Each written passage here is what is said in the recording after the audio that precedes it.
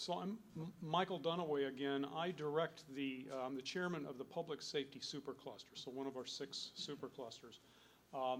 My group does not, interestingly, my group doesn't actually have a city as a focal point because we're public safety, we're all over the place. And if you saw from the briefing slide that I had earlier today, we've got about 33 cities now, 33 city teams, and I need to emphasize that have been involved in various public safety technologies. And I'm very gratified to note that we have about 3 brand new technology development efforts that are underway that I haven't even met the teams yet. And a couple of them are in the public safety sector. So this is going to be a great opportunity for me. I'm very grateful to be kind of emceeing this session. Now, I want to make a bit of an apology. Everything I know about this session is what I have on one slide in my cell phone, which was sent to me last night on an email. So the introductions are going to be necessarily brief because I'm squinting at very little print here. But it's significant that where we start this session right away is with Kelly Jarman, who is with the U.S. Department of Commerce, I think, and she's a trade representative. And I think that one of the things that we don't, I try to put a little emphasis on this in our public safety supercluster because in the public safety arena, transitioning a technology to the marketplace is a very challenging thing. And it's a challenging thing for 2 specific reasons. One is that the technologies tend to be very specifically focused and they're purpose-built and they're expensive to develop.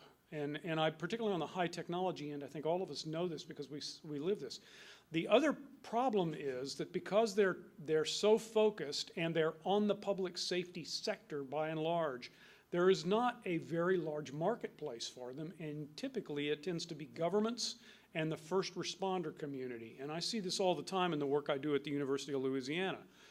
So the transition challenge for public safety, but also for any high technology development process, is that while you are developing your technology, you are often inventing the market as you go forward.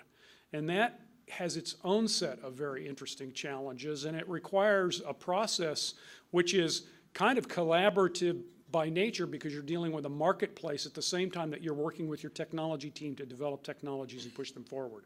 So with that, having said this, I'm going to turn this over to Kelly in just a second here. Let me provide a couple of brief introductions to the degree that I can. We have several technologies today, I think 6 of them, that are new members, are emerging members of the Global City Teams Challenge. So Aries Druk, Aries, where are you? Excellent. No, well, not yet. You don't have to talk yet. I'm just introducing you. Yeah, Aries Druk is with Urban Leap, and he is in the transportation supercluster. So you're going to be second up, sir, as I have it written here. Is that what you understand? That's what I thought. Okay, good. Yeah, well, then we're on the right track here.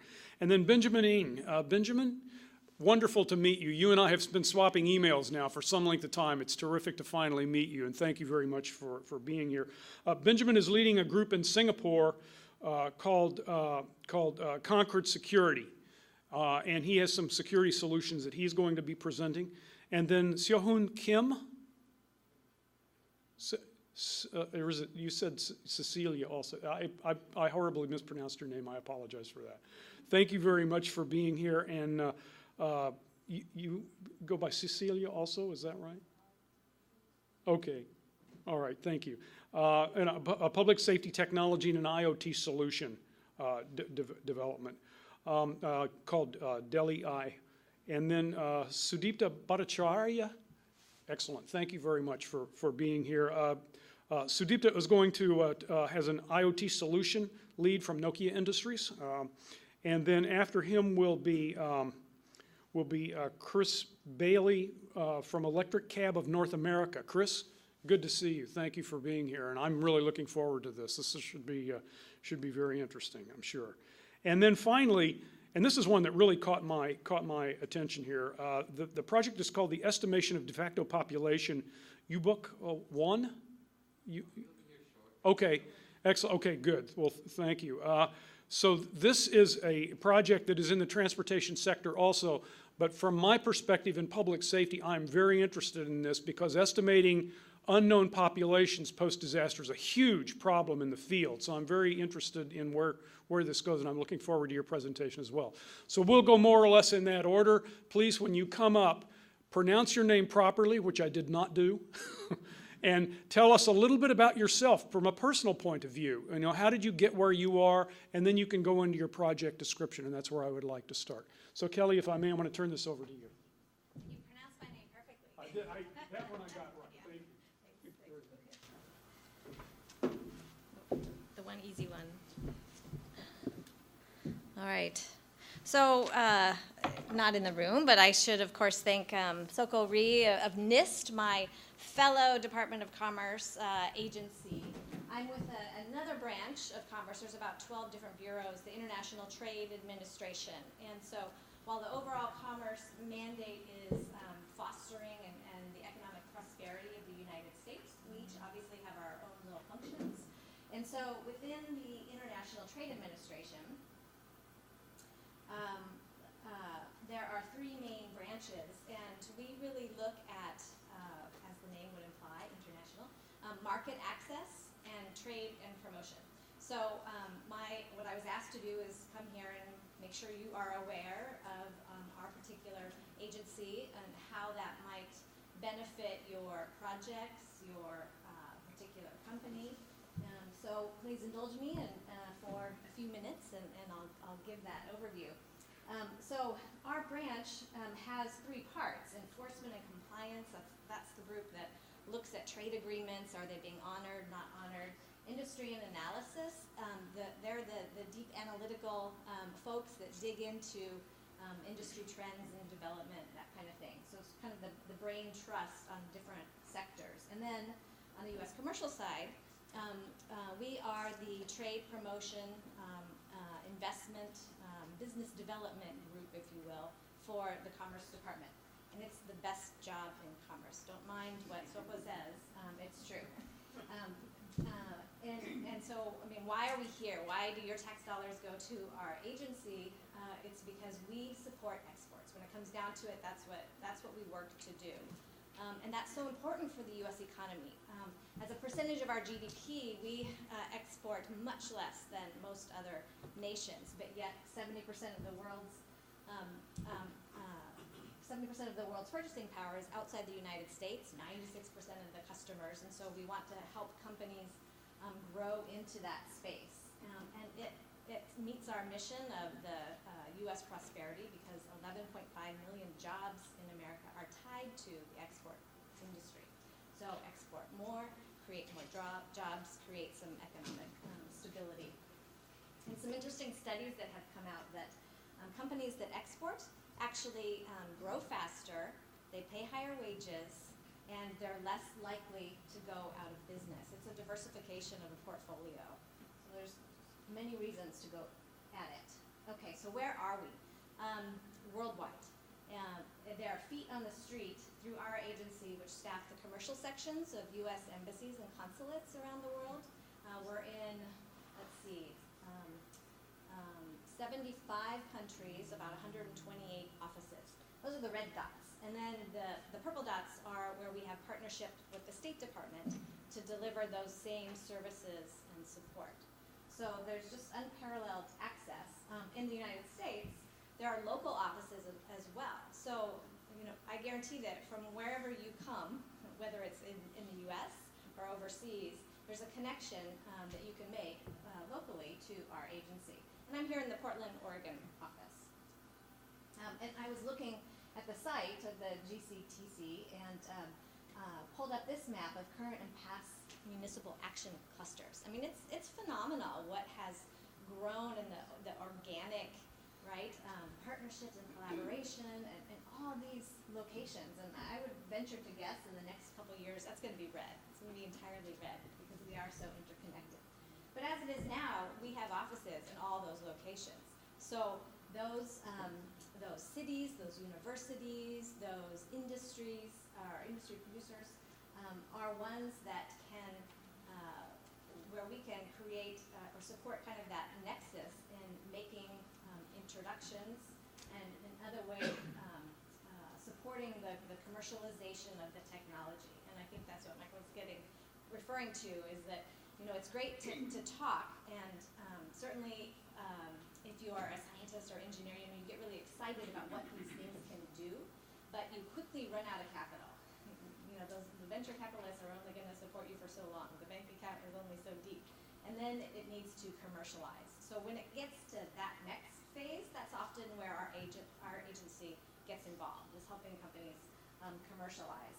And so my colleagues overseas, there's the diplomatic corps, but there are nationals of that country who work for us, who want to have the same objectives of helping companies in that market, American companies or American interests in that market.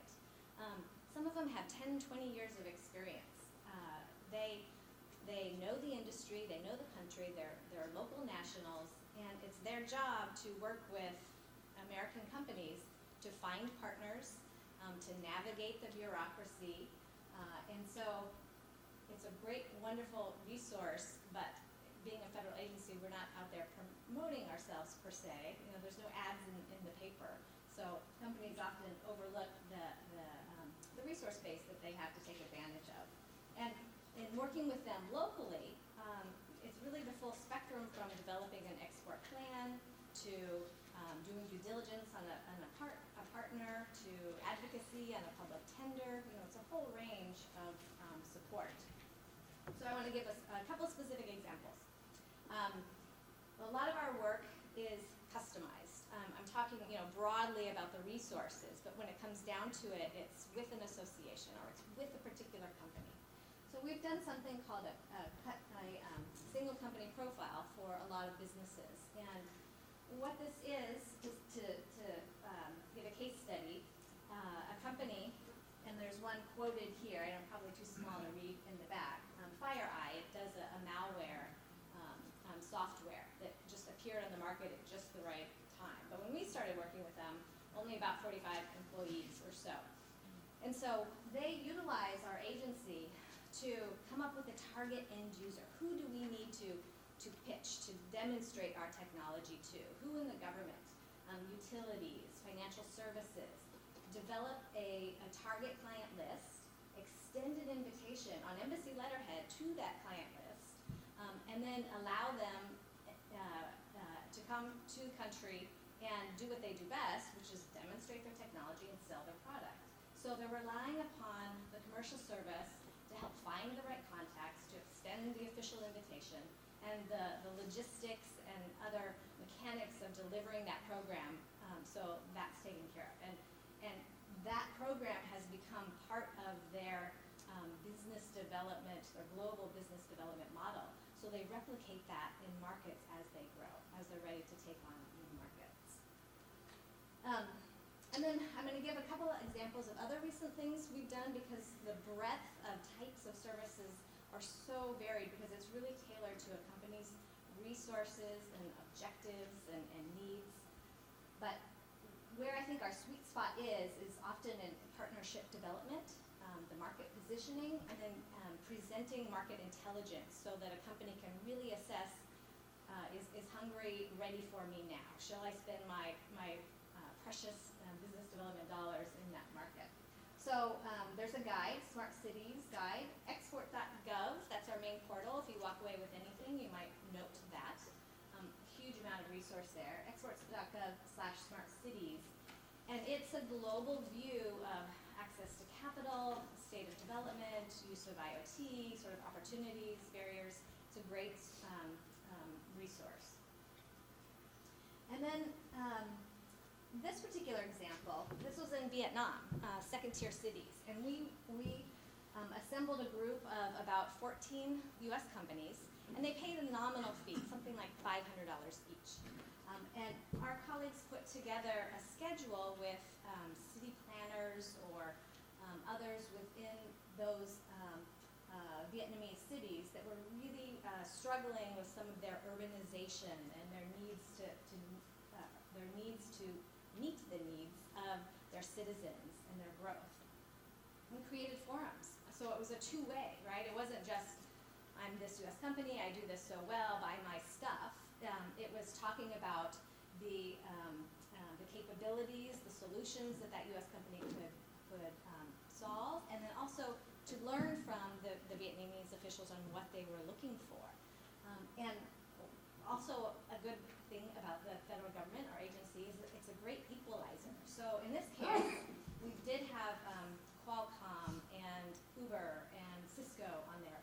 But we also had small and medium-sized companies locally, a company called Alta Planning and Design, and they do intermodal bike lane pedestrian design solutions, right? They did the New York bike share, I think that's called, right? They're the company that did that. And another small company that does encryption capabilities for cellular services. So it's a great equalizer. It's a very strong program. We do trade missions where we'll set up one-on-one meetings with the delegates, with the parties they need to meet if they're looking for a dealer, if they're looking to meet a government official, host networking receptions. And usually there's a theme. I mean, people are using SMART very broadly. There's so many elements to it, right? Whether you're talking about mobility issues or IoT, or there's so many pieces of it. So we'll usually focus on one aspect of that, and we did going to Asia and set up a series of meetings. And then sometimes we bring the expertise here. So we do a program called Discover Global Markets, where those infrastructure development, both city officials and investors from overseas, we bring them in. There was about 300 delegates, and our diplomats and our specialists to, in one shot, closer to home, you can meet and get a real global perspective on opportunities and compare Brazil and Mexico and India and have conversations in one space. We're doing this again in Salt Lake City in December, the Asia focus.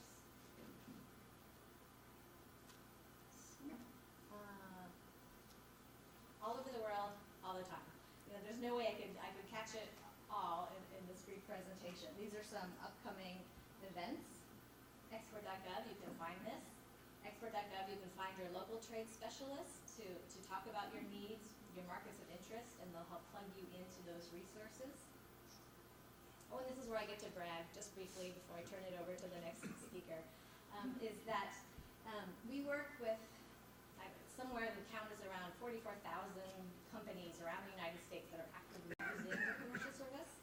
And in a recent survey, they're seeing results from their use of our agency, you know, in real terms. And so that's why I love this job, is because it makes a difference. It makes a difference to the companies, their ability to sell more, to grow their business, to help the communities that they're serving.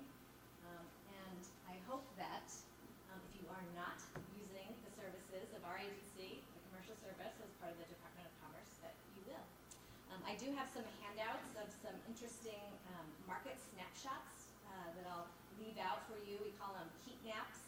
That is a ranking, a global ranking of where we see greatest opportunity related to, there's several, IoT, cybersecurity, and other things. So there's a lot of resources out there. I hope I've got you just a little excited about what you might tap into through the commercial service.